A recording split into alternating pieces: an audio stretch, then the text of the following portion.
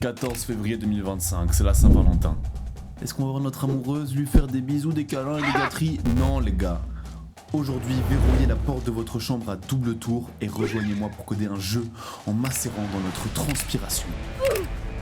Vous avez une mémoire désastreuse? Une mémoire dite de poisson rouge? Boum, boum. Big Shack. Bois de l'eau, mange des légumineuses et des poissons gras. Non.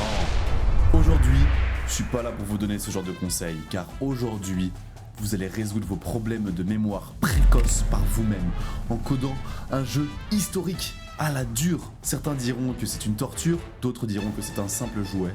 Et moi, je vous annonce qu'aujourd'hui, on va coder ensemble un Simon.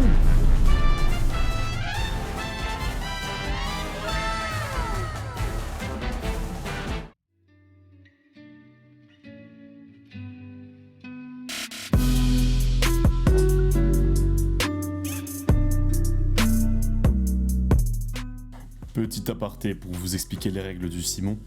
Alors c'est très simple, on a 4 couleurs, rouge, vert, jaune, bleu, sur lesquelles on peut appuyer.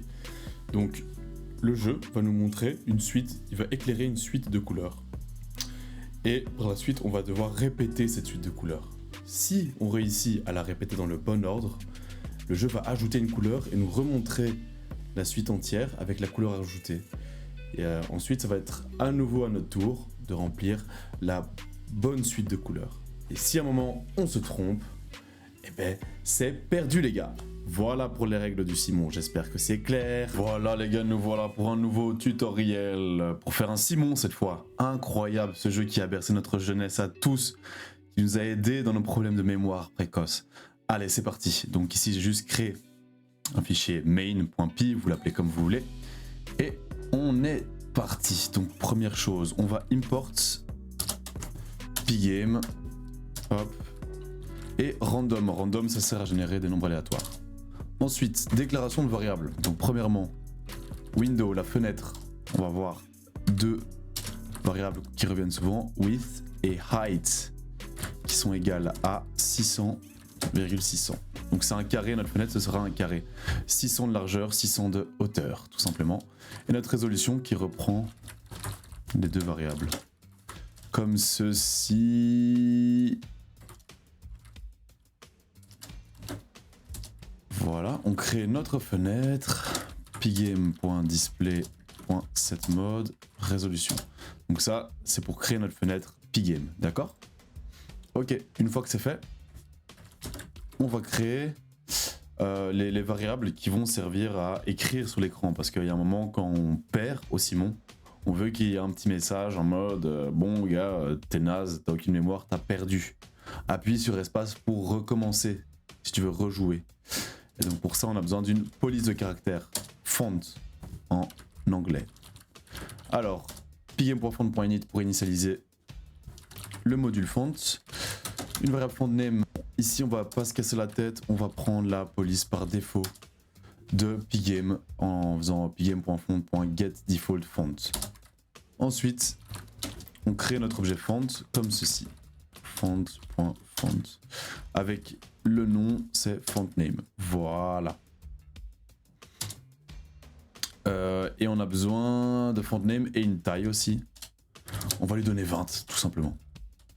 Voilà. Ensuite, ici, on va créer une classe. Une classe, c'est quoi? C'est pour créer un nouveau type d'objet, si vous voulez, dans Python. Un objet qui va avoir des attributs, donc des caractéristiques, et des opérations sur ces attributs. Ici, on va créer une classe square. Square, ça veut dire carré. Et donc cette classe va représenter chacun des petits carrés de notre Simon. Vous voyez, il y a 4 petits carrés à la fin, des 4 couleurs. Et ben, on va du coup créer 4 objets par la suite de la classe square. Alors, on a plusieurs variables. Premièrement, width. Donc la taille, j'ai décidé que c'était tout simplement la largeur sur 2. Bon, ici la largeur et la hauteur de la fenêtre sont les mêmes. Mais du coup, c'est pour dire que nos carrés, chacun de nos carrés aura la moitié de la fenêtre en taille. Comme ça, on peut faire rentrer les 4. Ensuite, on a color value qui va nous servir à créer une couleur par la suite. Ici, je mets 150, à créer toutes nos couleurs même. Et lightning value. Donc si vous voulez, ça ce sera la valeur des couleurs quand elles sont sombres, et quand elles sont claires, ce sera cette couleur-là, plus la valeur que je mets ici. Et donc on va éclaircir les couleurs comme ceci, vous verrez après comment ça fonctionne. Et là je mets 255, donc la valeur maximale pour une couleur, moins color value pour... comme ça, cette valeur-là complémente celle-ci, de manière à obtenir 255. Bon voilà, c'est pas très important. Vous pouvez mettre 20 ici par exemple, ça marchera aussi. Ici, on va créer ce qu'on appelle le constructeur de notre classe. Un constructeur, c'est une méthode, une fonction qui va être appelée pour construire un objet de notre classe. Donc pour créer notre carré, c'est ici qu'on va se retrouver par la suite. Donc ce constructeur, il prend deux arguments, pos et color name. Donc position, pos c'est pour position, c'est la position du carré. Et color name, ça va être tout simplement le nom de la couleur, donc ça peut être rouge, vert, jaune ou bleu. Ok? Et vous verrez à quoi ça sert le color name. Donc ici, on va créer nos variables d'instance, c'est comme ça que ça s'appelle. Self.pos égale pos. C'est pour dire que voilà, notre carré aura effectivement une position qu'on peut accéder où on veut dans notre classe avec self.pos, qui vaut la valeur qu'on a passée ici. Ensuite, il aura un color name qui vaudra le color name qu'on lui a passé en argument. Donc ça c'est déjà les deux caractéristiques de nos carrés. Et ensuite, nos carrés auront aussi un rectangle, self.rect, pygame.rect. Donc les rectangles c'est quoi en pygame? C'est des objets qui sont rectangles, qui ont une position et qui peuvent se déplacer et rentrer en collision avec d'autres rectangles. Et donc c'est très pratique pour tout ce qui est jeux vidéo bien sûr. C'est pour ça qu'ici c'est très intéressant. Donc comme position on va lui mettre les deux positions qu'on lui a passées ici. Et comme taille, on va utiliser la taille qu'on a définie juste ici en faisant square.size. Donc ça c'est la largeur et la hauteur, c'est pareil vu que ce seront des carrés. Donc square.size tout simplement. Ensuite, là c'est très beau, on a nos carrés, on connaît leur position, on connaît le nom de leur couleur, on connaît leur rectangle, mais on ne connaît pas encore leur couleur en tant que telle, la valeur de leur couleur, on connaît juste leur nom. Donc ici, ce qu'on veut faire, c'est je vais créer deux variables, self.color et self.colorlight, qui vont contenir les valeurs des couleurs de notre carré. Donc la couleur claire et la couleur foncée. Vous allez voir comment ça fonctionne. Donc self.color, ça va contenir la couleur foncée, et self.colorlight, ça contiendra la couleur claire. Comment elle est définie? Je vais appeler une méthode self.getColors. Bonsoir. Non mais t'inquiète, je peux couper au montage, tu vois. Oui, la magie du montage, les amis. Voilà. Tout ce qu'il dit ici ne sera pas dans la vidéo. Je suis en mode désolé pour le contretemps. Je suis là, je l'emmène dans la horde du contrevent. Big up à Golgoth, un vrai goth, grotesque. Rien à faire, jamais Big Ron n'insulte, jamais il n'est grotesque. Oh voilà. Bien, voilà. Pas ça. Ce sera peut-être dans le montage, ce sera peut-être gardé. Donc self.getColors qui nous sert tout simplement, donc c'est une méthode qui va nous servir à justement créer ces deux couleurs, donc la couleur claire, la couleur foncée. Vous allez voir, on va la créer tout de suite. Donc def getColors, comment elle fonctionne cette méthode? Tout simplement, elle va dépendre du color name bien sûr, parce que si on a du rouge, du vert, du bleu, ça va pas être les mêmes valeurs. Donc par exemple, si notre color name, donc self.colorName, qui est une de mes variables d'instance, donc je peux l'appeler où je veux, c'est green, donc vert. Donc si le nom de ma couleur c'est vert, alors quelle va être la couleur claire du vert? Si vous avez suivi d'autres vidéos, c'est red, green, blue, et donc c'est la deuxième composante. Donc la première, on va mettre 0. La deuxième, ici on veut mettre quelque chose, donc je vais mettre square.colorValue. Donc ça, je fais référence à cette valeur-ci, 150. Si vous voulez pas vous embêter à faire une variable, vous pouvez directement mettre 150. C'est juste que moi, je fais une variable ici. Comme ça, si je veux la changer, je dois pas aller la changer partout. Je dois pas venir changer ici. Ok, finalement, je veux 200. Donc je vais changer ici, je vais changer partout 200. Non, si vous faites là, comme ça. Hop. et que vous voulez changer de sang, vous changez juste ici et ça changera partout. Vous allez voir. Je vous le réexplique tantôt si c'est pas clair. Mais donc le vert ici, une composante au milieu, les deux autres valent 0. Et ensuite, donc ça c'est pour ma couleur normale, ma couleur sombre. Mais sauf que cette fonction retourne une deuxième chose qui est la couleur claire. Donc je mets virgule et je vais maintenant faire la couleur claire qui vaut de nouveau 0. C'est toujours du vert, donc on n'aura que la deuxième composante. Sauf que cette fois-ci, je vais mettre square.colorValue plus square.lightningValue, tout simplement. Ça c'est, comme je vous l'ai dit, c'est l'incrément, donc c'est la valeur qu'on va ajouter pour créer notre valeur claire, lightning value. Donc on l'utilise ici précisément. Et ensuite, la valeur du bleu, red, green, blue. Donc le rouge 0, le vert ceci et le bleu 0. Voilà, ça c'est pour le vert si on a une couleur verte. Maintenant, qu'est-ce qui se passe si on a une couleur rouge? Bah tout simplement, je vais copier-coller tout ceci. Si on a red, autrement dit rouge, eh ben ceci ça va valoir 0, ceci ça va valoir 0 également parce qu'on veut plus de vert, on veut plus que du rouge. Donc on va aller mettre la première composante, square.colorValue. Et ici ça va être pareil, square.colorValue plus square.lightningValue.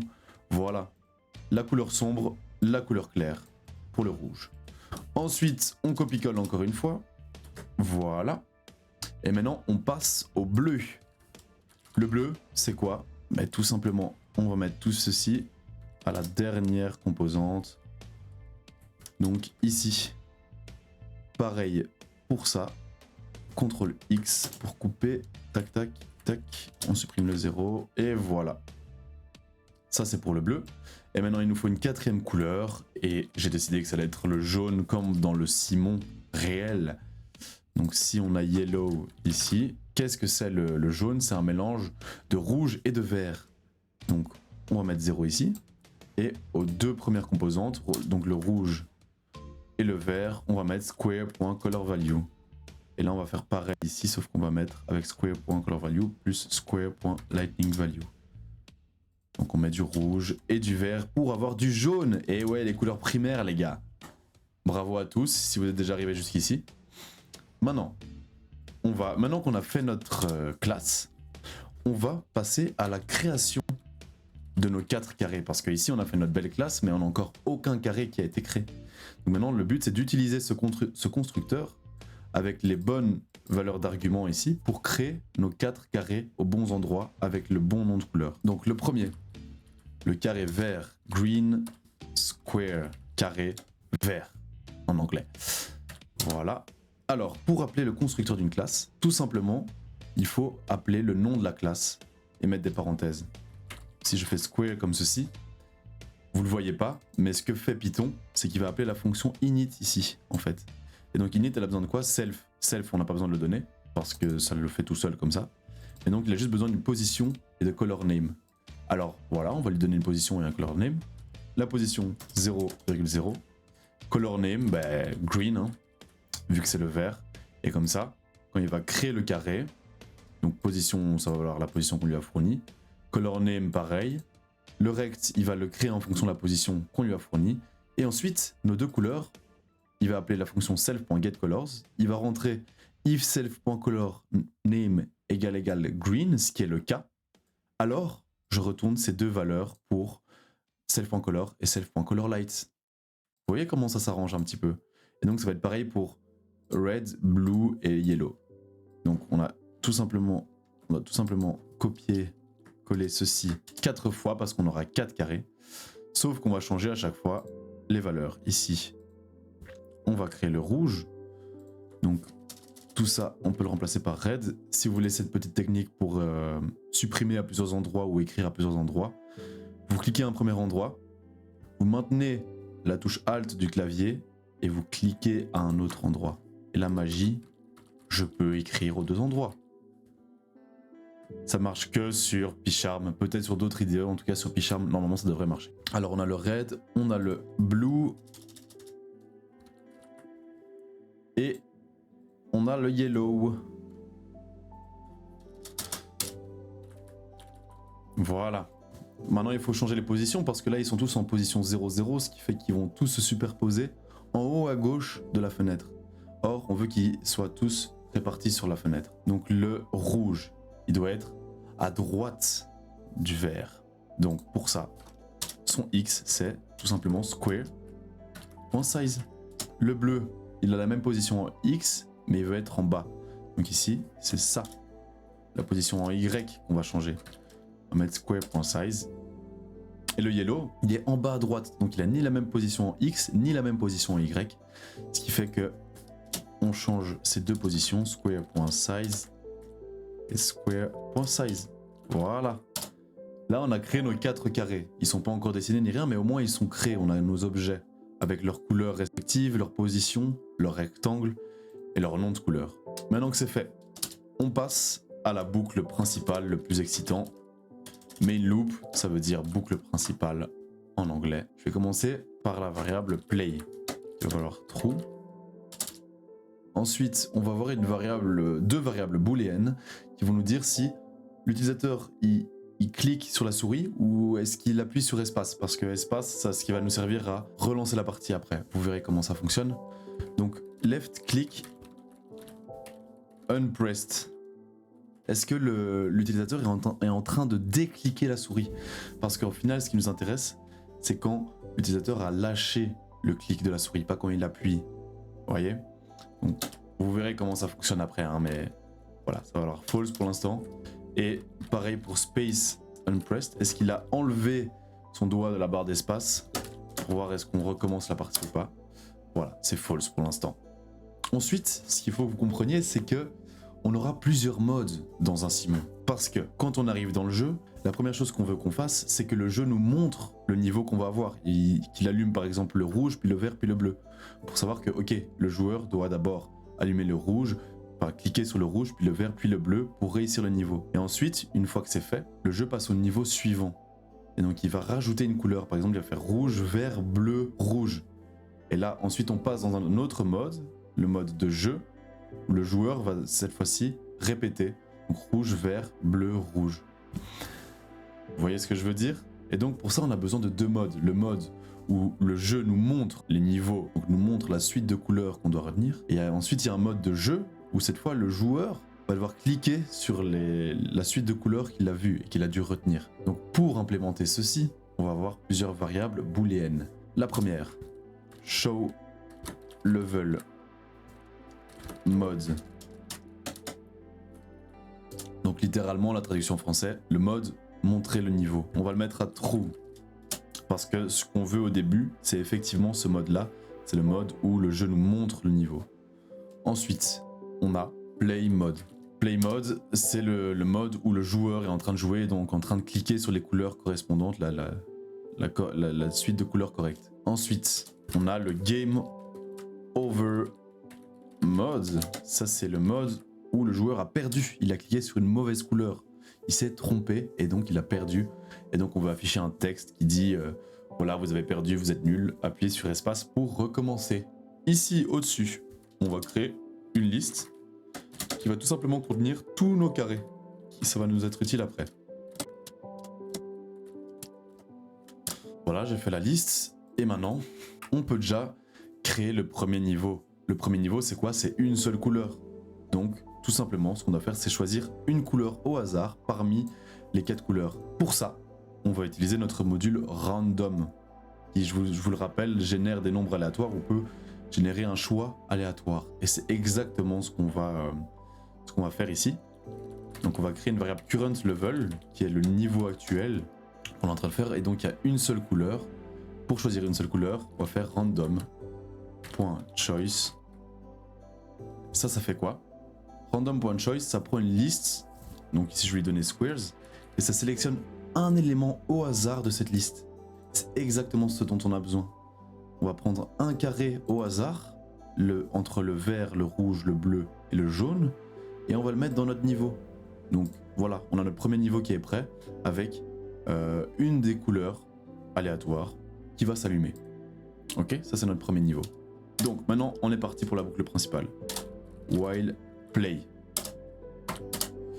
Donc while quelque chose, ici, while ça rentre dedans si la condition est vraie. Ce qui est le cas ici parce que play vaut true, d'accord? Ce qu'on va faire maintenant, c'est gérer les événements. Gérer les événements, c'est quoi? Ça peut être un utilisateur qui quitte, un utilisateur qui appuie sur un bouton, qui lâche un bouton, qui appuie sur espace. Quoi, tout ce que fait l'utilisateur, c'est un événement. Donc pour parcourir les événements actuels, on va faire for events in pgame.event.get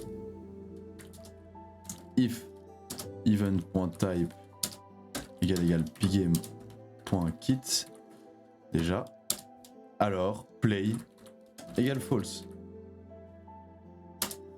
C'est pour dire que si on appuie sur la croix, je mets play égale false, comme ça je sors de ma boucle et le jeu est terminé. Donc on peut déjà vérifier que ça fonctionne. Je lance, tac, je ferme, ça fonctionne. Ok. Maintenant, on va voir quand l'utilisateur lâche le clic de la souris. Parce que c'est à ce moment-là qu'il va se passer des choses. Donc if event.type égale pgame.mouse button up. Autrement dit, j'enlève mon doigt du clic de la souris. Alors s'il se passe ça, si event.button égale à 1, ça veut dire est-ce que c'est le clic gauche, parce que c'est celui-là qui nous intéresse. Ok. End play mode, parce qu'il n'y a que quand on est dans le play mode que l'utilisateur peut cliquer. Hein. Quand on montre le niveau, on veut que les clics de l'utilisateur ils soient ignorés. Donc c'est pour ça qu'il faut vérifier qu'on est dans le play mode. Alors seulement je mets left click unpressed, je le mets à true. Notre petite variable booléenne qui nous indique si effectivement on clique ou pas. Ok. Ensuite, if event.type égale pgame.keyup. Donc ça c'est pour les touches du clavier. Donc si on lâche une touche du clavier, alors si cette touche du clavier est espace, donc if event.key égale pgame.key space, et on est en mode game over mode, parce que je vous ai dit la touche espace elle sert que dans le game over mode, quand on a le petit texte qui va indiquer appuyez sur la touche espace si vous voulez recommencer. Alors je mets space unpressed à true. Donc si vous voulez j'envoie un signal pour dire ok là l'utilisateur a lâché la barre espace. Et ici pareil, ok là l'utilisateur il a fini de cliquer sur le clic gauche. C'est des signaux. Ce qu'on peut faire maintenant c'est dessiner. On va commencer par dessiner cette fois. Draw ça veut dire dessiner. Donc toujours ce qu'il faut faire c'est remplir toute la fenêtre d'une certaine couleur. Ici on va mettre du noir. Et puis ça c'est une manière de rafraîchir à chaque fois, à chaque itération, à chaque tour de boucle, on rafraîchit le tout. C'est comme si on efface en faisant window.fill et puis on redessine tout par-dessus. Et c'est ça qui va donner l'illusion du mouvement. Donc on commence par window.fill. Ensuite, for square in squares. Donc là j'ai ma liste de carrés. Donc pour chacun de ces carrés je veux les dessiner. Et pour ça, pgame.draw.rect. Cette méthode pgame.draw.rect, elle prend 3 arguments, la fenêtre, la couleur et le rectangle. La fenêtre, c'est window. Le rectangle, la couleur, bah, c'est square.color. Vous vous souvenez? C'est cette variable-là. Et le rectangle, ça va être square.rect. Vous vous souvenez qu'on a aussi pour nos squares, on a une variable rect, donc on l'utilise ici. Et voilà, là on dessine. On va voir si ça fonctionne. Je lance. Ça fonctionne pas. C'est magnifique. C'est parce qu'il faut faire toujours un pgame.display.update. Très important de le mettre à chaque fois. Et voilà. Vous voyez, vert, rouge, jaune, bleu. Parfait. On a nos 4 carrés. Maintenant, on veut que ça joue. On veut qu'il y ait du jeu. Donc c'est parti, on est parti pour le jeu les gars. Pour l'update.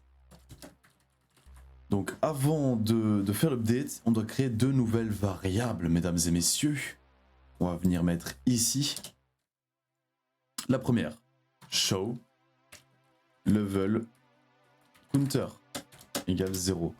Ça en fait c'est tout simplement une variable qu'on va augmenter un petit peu à chaque tour de boucle et qui va nous indiquer quand le niveau montre la couleur suivante, si vous voulez. Donc Donc au début, il montrera la première couleur, puis après un certain temps, il va nous dire ok, on passe à la suivante, et il va éclairer la suivante, et ainsi de suite, il va nous montrer tout le niveau.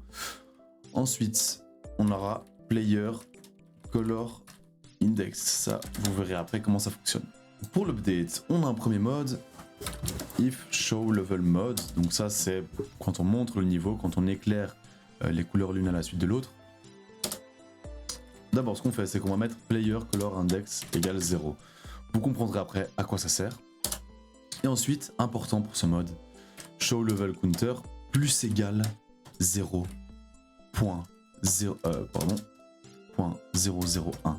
Pourquoi 0.001? Ça, c'est une valeur que j'ai trouvée moi-même qui marchait bien. Donc voilà. Show Level Counter, voilà. Ensuite, on va voir Color Counter, Index, IDX pour Index. Et ça va être int de Show Level Counter. Qu'est-ce qui se passe ici, vous allez me dire? Je vous ai perdu, hein, là, je sais.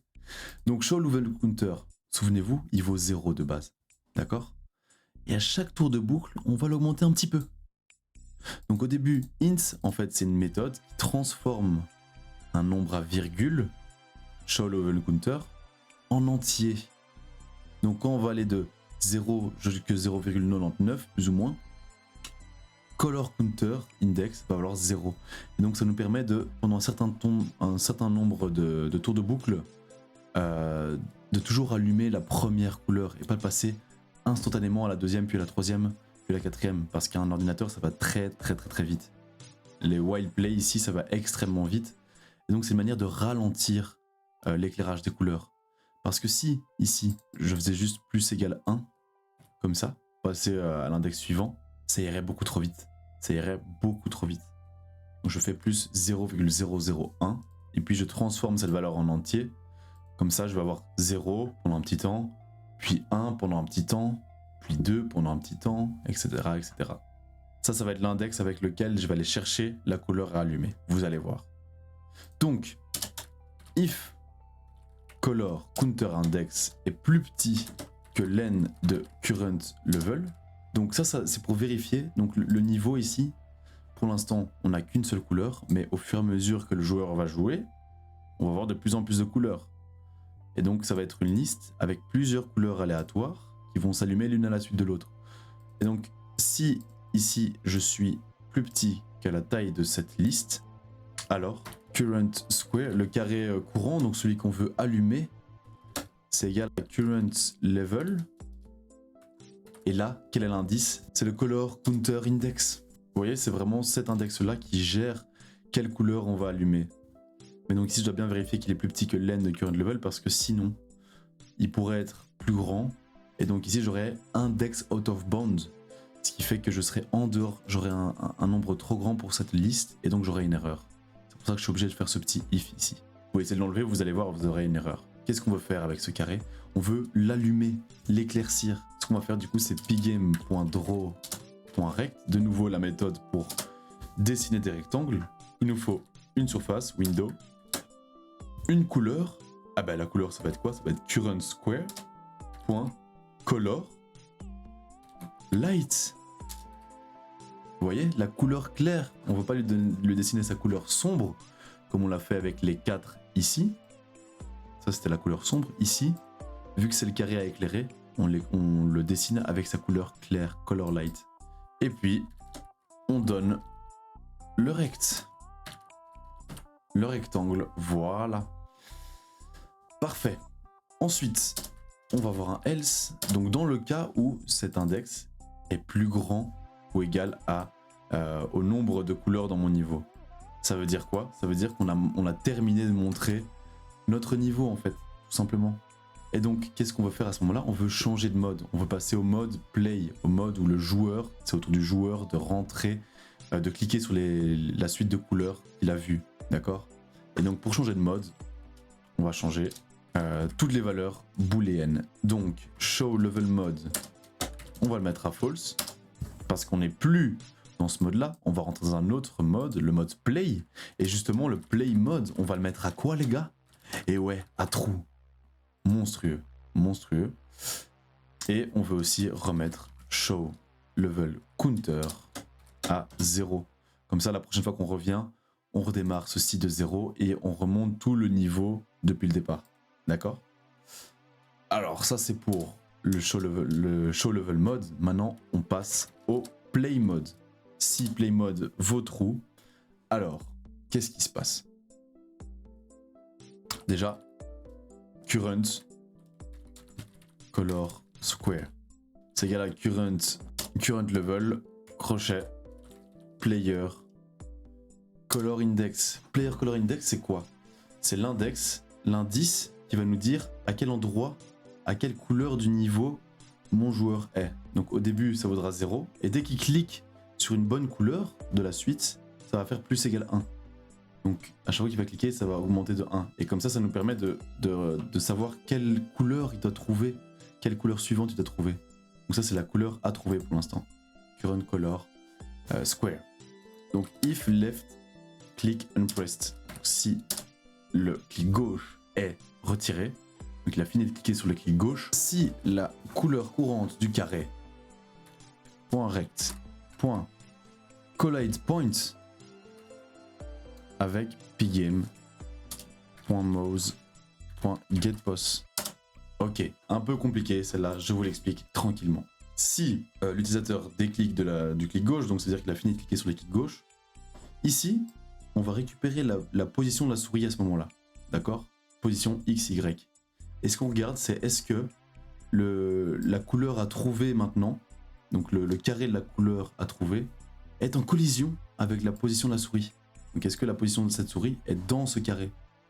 Vous voyez? C'est une manière de voir est-ce que l'utilisateur a cliqué dans le bon rectangle. Donc si c'est le cas, eh ben bravo à lui. Là il a plus un point, là il passe à la suite. D'accord? Il passe à la suite et comment ça se manifeste? Eh ben player color index plus égale 1. Vous voyez comment ça fonctionne? Et donc en faisant ceci, au prochain tour de boucle, on va changer current color square et donc la couleur à trouver sera différente. Et on peut mettre left click unpressed à false. Voilà. Pour dire ok, maintenant il a cliqué, c'est bon. Else. Donc else, autrement dit, si le joueur a cliqué, mais il n'a pas cliqué sur le carré correct. Ah, qu'est-ce qui se passe là? Eh ben c'est le game over. C'est le game over. Donc déjà on peut mettre left click unpressed à false, comme toujours. Play mode devient false, parce qu'on n'est plus dans le play mode du coup. On n'est plus dans le play mode, mais on est dans le game over mode. Bah dégueulasse, pas vrai? Oh, je sais les gars. Ça arrive de perdre, ça arrive à tout le monde, mais voilà. Il y a le trou. Donc ça c'est pour gérer quand l'utilisateur clique, le joueur clique. Mais une fois qu'il a terminé, une fois qu'il a réussi à cliquer sur toutes les bonnes couleurs, comment on lui dit bah ok t'as terminé, reviens dans le show level mode? C'est ce qu'on va voir tout de suite. If player color index est plus grand que len du current level, plus grand ou égal. Donc autrement dit, si on a ce cas là, ça veut dire que l'utilisateur a réussi à aller jusqu'au bout du niveau. D'accord? Il a réussi à cliquer sur la dernière couleur attendue. Et donc on peut revenir dans le show level mode et augmenter le niveau, ajouter un carré au niveau, un carré aléatoire au niveau. Ok? Alors, dans ce cas-là, bah, on peut commencer par dire player color index égale 0 pour la prochaine fois qu'on reviendra. Ensuite, on va dire bah, play mode c'est false. D'accord? On n'est plus dans le play mode vu qu'on a terminé ce niveau. On veut passer au suivant et donc on veut repasser dans le show level pour qu'il nous montre le niveau suivant. Donc je mets show level mode égale true. Ok. Et on va voir une méthode add next square. Il prend en argument current level, donc le niveau actuel, et les carrés. Alors cette méthode, on va l'implémenter tout de suite.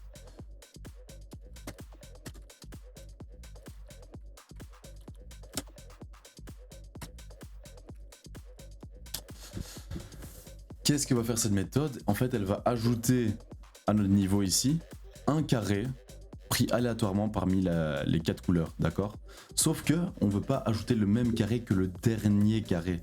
Parce que vous avez déjà vu dans un Simon avoir une suite genre rouge, vert, jaune, jaune. Possible en fait, mais nous on veut pas ça. Nous on veut à chaque fois des couleurs différentes, d'accord? On veut rouge, vert, rouge, bleu, par exemple. Pas qu'on ait 2 fois la même couleur. Donc, last square, c'est égal à level crochet -1. Crochet -1, c'est quoi? C'est pour aller prendre le dernier élément d'une liste. Donc level ici, ça va être une liste de carrés. Je vais prendre le dernier élément parce que c'est celui-là dont on veut éviter d'avoir la même couleur pour le carré qu'on va ajouter. D'accord? New square. On va faire un premier choix. Random.choice, comme on a fait tantôt, dans squares. D'accord? Ensuite, on va tout simplement faire une boucle qui continue à boucler tant que ce nouveau carré est le même que le dernier. Parce que c'est ça qu'on veut éviter. Donc while new square .color name égale last square .color name. Donc tant que on a la même couleur, on veut repiocher. On repioche. Et pour ça, on réécrit la phrase au-dessus. New square égale random.choice de squares. Et ensuite, une fois qu'on sera sorti de cette boucle, qui ne va pas durer très longtemps, hein, en général, on a très vite une couleur différente, hein, on est bien d'accord. Et ben, on peut ajouter à notre niveau le nouveau carré. Comme ceci. Et donc ça augmente le niveau de notre... ça ajoute une couleur à notre niveau. D'accord? Et c'est ce qu'on veut faire une fois qu'on a réussi dans le play mode ici. On peut faire add next square. Il faut enlever le S ici. Voilà. Et voilà. Donc une fois qu'on a terminé le niveau, on ajoute un nouveau carré au niveau. D'accord? Excusez-moi, ici c'est strictement plus grand que len current level -1. Voilà, maintenant on a le show level mode, on a le play mode. Il nous manque quoi? Le game over mode, le meilleur. Le meilleur pour la fin.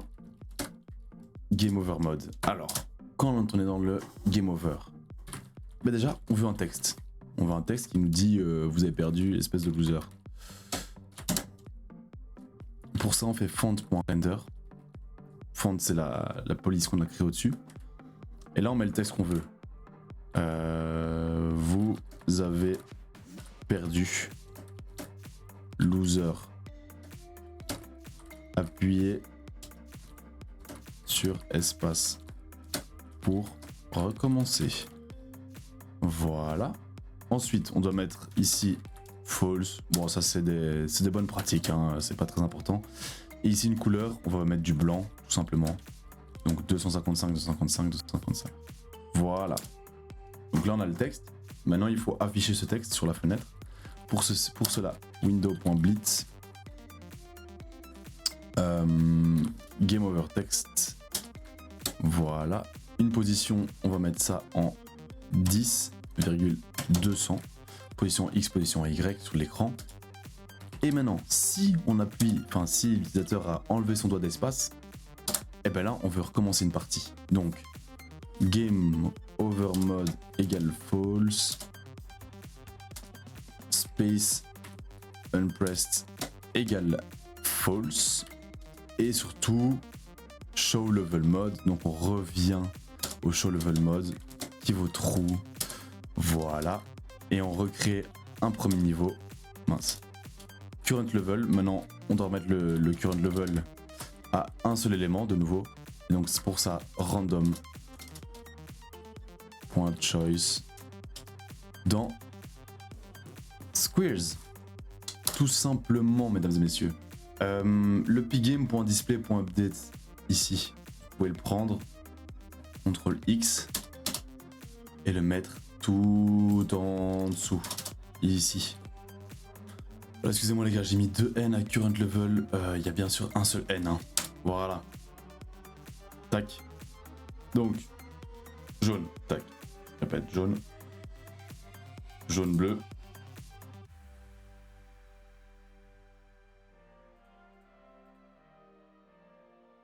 pas insane ça, les gars? C'est vous qui l'avez fait, quoi. Vous pouvez montrer à vos copains, à vos filles, à vos amoureux, vos amoureuses, tout, à vos chiens, mais c'est incroyable. Et vraiment profitez de la chaîne Quiet Fart. Je vous apprends ça gratuitement, gentiment. Regardez, on a perdu, j'appuie sur espace, ça recommence. C'est pas incroyable. Encore mieux, regardez. Regardez ce qui est cool avec l'informatique. Là, je ferme. Regardez ce qui est cool avec l'informatique. Ici, si j'augmente et je mets 0,02, eh ben, je peux faire aller le niveau plus vite. Et donc, vous pouvez jouer avec la difficulté du jeu. Tac. Il m'a montré rouge. Rouge, vert. Tac, tac. Zut. Bon, j'ai appuyé trop vite. Mais voilà, vous voyez, on peut aller beaucoup plus vite. Je peux même mettre 0,005. Et là, ça va très, très vite. Tac. Vert. Vert, bleu. Vert, bleu, vert. Tac, tac, tac, tac. Tac, tac, tac, tac, tac. Vous voyez ce que je veux dire ou pas? Vous pouvez agrandir la fenêtre autant que vous voulez. Mais regardez, vous pouvez mettre 800 ici, par exemple. C'est pas magnifique? Regardez. Hop là. Une fenêtre plus grande. Si jamais vous voulez mettre en plein écran, ici, vous devez rajouter pgame.fullscreen, tout simplement. Et là, on va avoir un full écran. Et voilà, les gars. Bon, voilà. Bref. J'espère que cette petite vidéo vous aura plu. Je parle pas trop fort parce que j'ai mon coloc qui dort juste à côté. À très bientôt sur la chaîne de Quiet Fart.